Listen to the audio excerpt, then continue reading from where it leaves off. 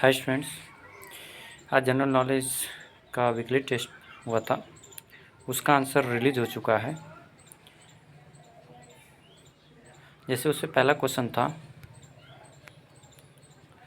How many constants there in the English alphabet, तो उसका answer है 21। ओके। सेकंड क्वेश्चन था उसका what grows quicker hair the toenails. उसने क्या कहा, what grows quicker hair or toenails. The question में कहा जा रहा है कि कौन सा, मतलब कि हेयर और अंगूठे के नाखून में कौन सबसे पहले या बहुत तेज़ी से, मतलब इन दोनों में कौन सबसे पहले ग्रो करता है, तो वो है हेयर। ओके। फिर थर्ड क्वेश्चन है which is the tallest mountain in the world. तो टालेस्ट माउंटेन से आपको पता चल जाना चाहिए कि दुनिया के सबसे ऊँचे पहाड़ के, मतलब माउंटेन की बात हो रही है। तो इसका आंसर है माउंट एवरेस्ट। ओके। और आपका फोर्थ क्वेश्चन है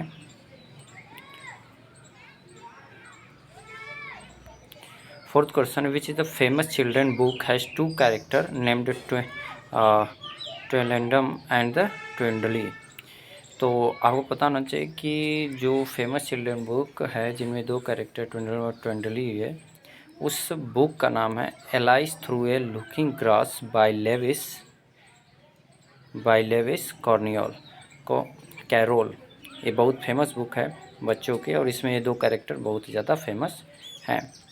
चलिए देखते हैं। फिर अगला दिया है which planet has the giant red spot. पूछ रहा है कि वो कौन सा प्लैनेट है जिसके पास जियांट रेड स्पॉट है, मतलब एक सबसे बड़ा रेड स्पॉट, मतलब रेड कलर का बिंदु है, तो वो है जुपिटर।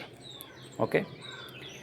आपके पास छठवां क्वेश्चन है। छठवां क्वेश्चन दिया है which of the following is not a metal gold resin glass. पूछ रहा है कि जो दिया गया मेटल्स उसमें कौन सा मेटल नहीं है जो एलिमेंट, जैसे गोल्ड है, रेजिन है और ग्लास है, तो इन तीनों में से कौन सा मेटल नहीं है। तो आपको ऐसे पता चल जाना चाहिए कि इन सब में मेटल क्या नहीं है, रेसिन मेटल नहीं है।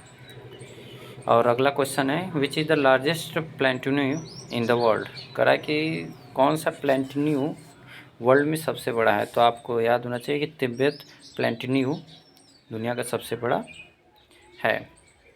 नेक्स्ट क्वेश्चन की तरफ चलते हैं।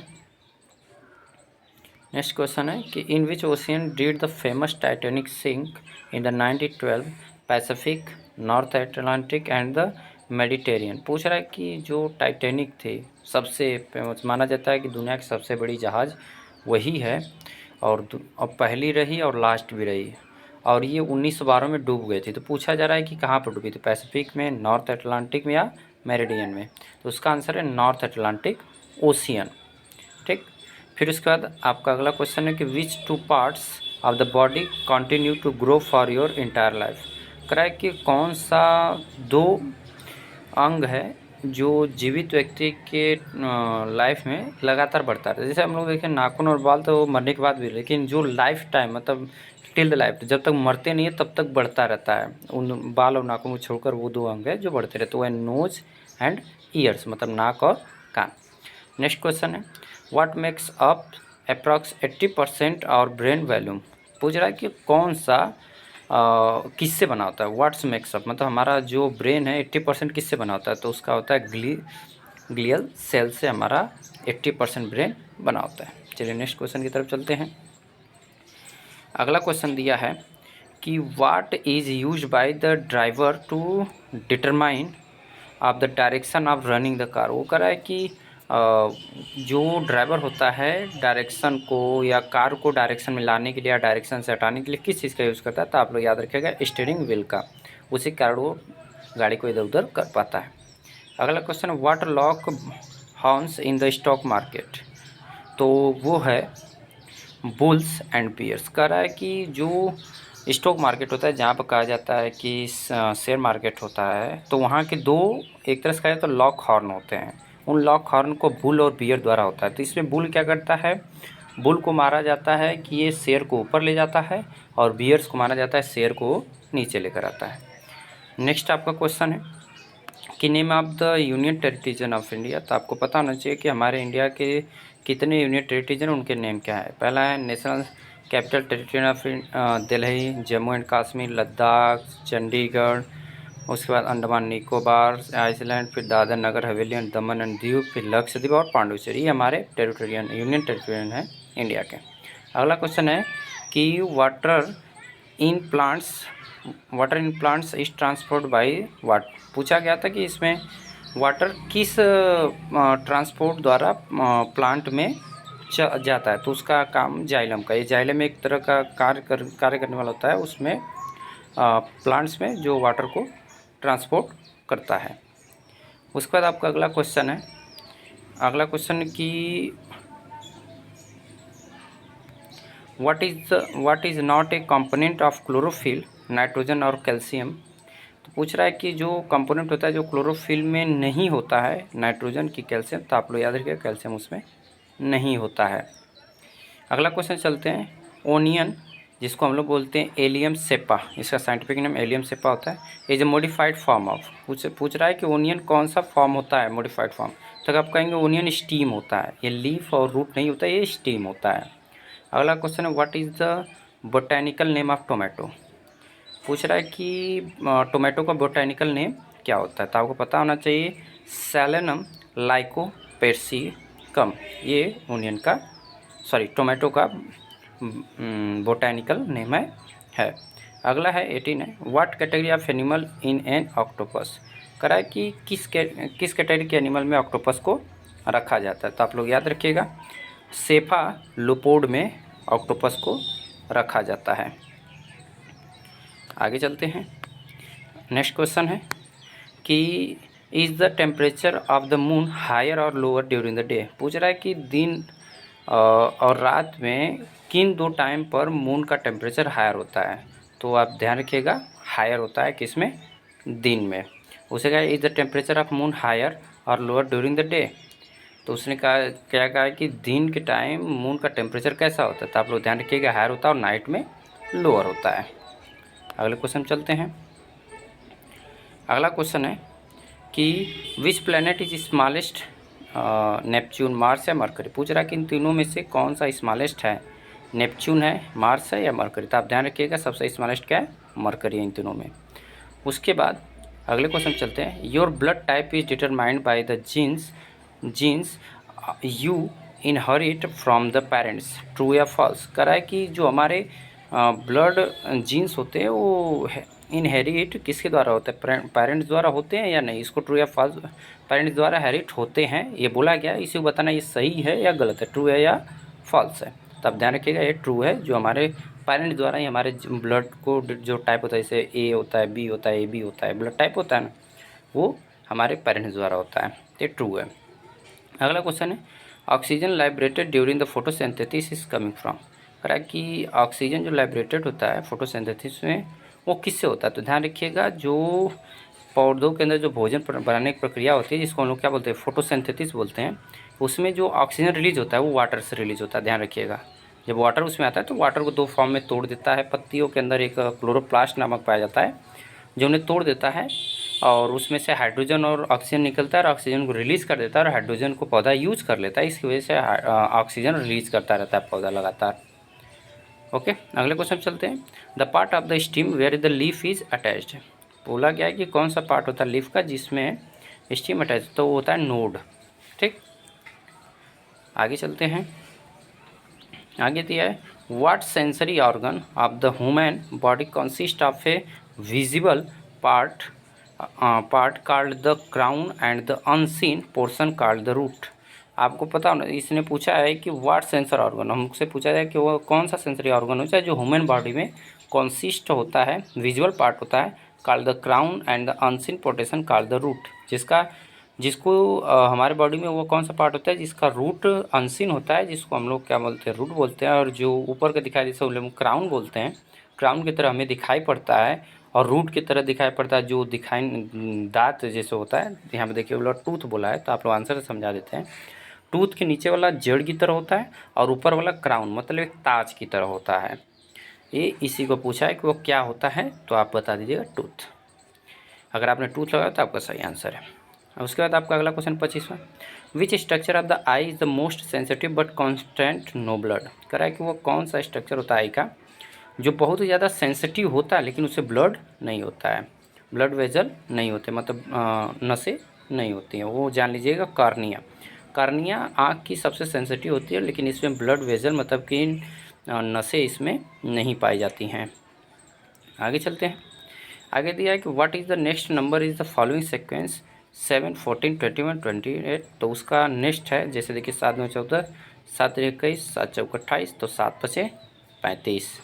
आप तो ऐसे बोलते 7 1 7, 7 2 14, 7 3 21, 7 4 28 एंड 7 5 35। नेक्स्ट क्वेश्चन है कि place this shapes in the order how many sides they have, square, triangle, octagon and hexagon. तो पूछ रहा है कि इसमें से आपको क्या करना है, sorry, place this shapes in order how many sides of them.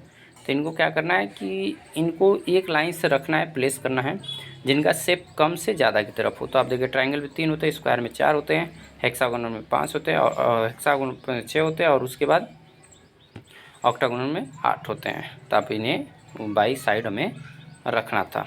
Okay, अब नेक्स्ट क्वेश्चन है what is the square root of 144, मतलब 144 का स्क्वायर रूट क्या होता है। तो आपको पता होगा कि 12 का स्क्वायर होता है, इसी को हम लोग स्क्वायर रूट बोलते हैं। मतलब स्क्वायर रूट से 144 को निकालेंगे तो कितना आएगा, 12 आएगा। तो मतलब इसका आंसर कितना है, 12। ओके, फिर नेक्स्ट क्वेश्चन पूछा है कि व्हाट इज़ द 3/5 ऑफ 30। उसे पूछा है कि 3/5 क्या होगा 50 का। चलिए इसका आंसर देखते हैं। तो इसका आंसर है 30। तो 3/5 क्या होता है 50 का, तो वो होता है 30 होता है, तो जिससे हमें पता चलता है। उसके बाद हमारा नेक्स्ट क्वेश्चन है find the greatest number that will divided 43, 91, 181 will is the same remainder etch.